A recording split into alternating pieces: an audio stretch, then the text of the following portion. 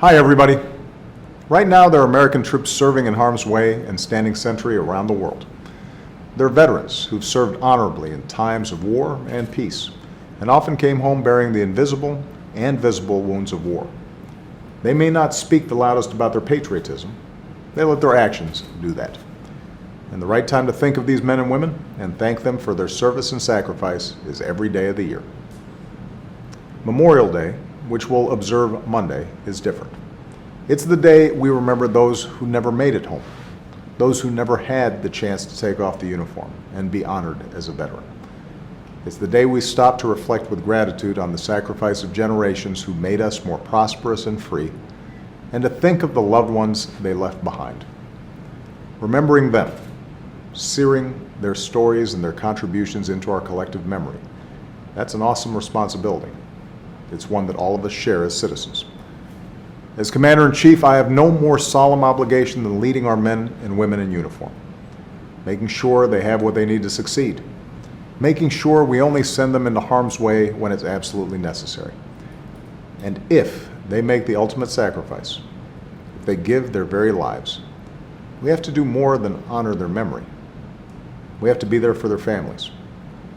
Over the years, Michelle and I have spent quiet moments with the families of the fallen, husbands and wives, mothers and fathers, sons and daughters.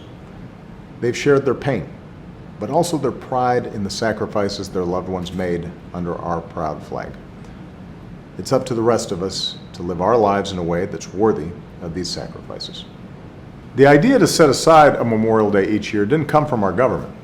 It came from ordinary citizens who acknowledged that while we can't build monuments to every heroic act of every warrior we lost in battle, we can keep their memories alive by taking one day out of the year to decorate the places where they're buried. That's something that so many of our fellow Americans are doing this weekend. Remembering the soldiers, sailors, airmen, Marines, and Coast Guardmen who died in our defense. Remembering those who remain missing. Remembering that they were our fellow citizens and churchgoers, classmates and children, and more often than not, the best of us. So this Memorial Weekend, I hope you'll join me in acts of remembrance. Lay a flower or plant a flag at a fallen hero's final resting place.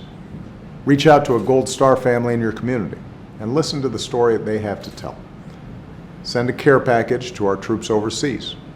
Volunteer to make a Wounded Warrior's Day a little easier. Or hire a veteran who's ready and willing to serve at home just as they did abroad.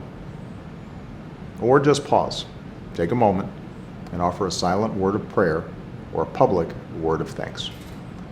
The debt we owe our fallen heroes is one we can never truly repay, but our responsibility to remember is something we can live up to every day of the year. Thanks.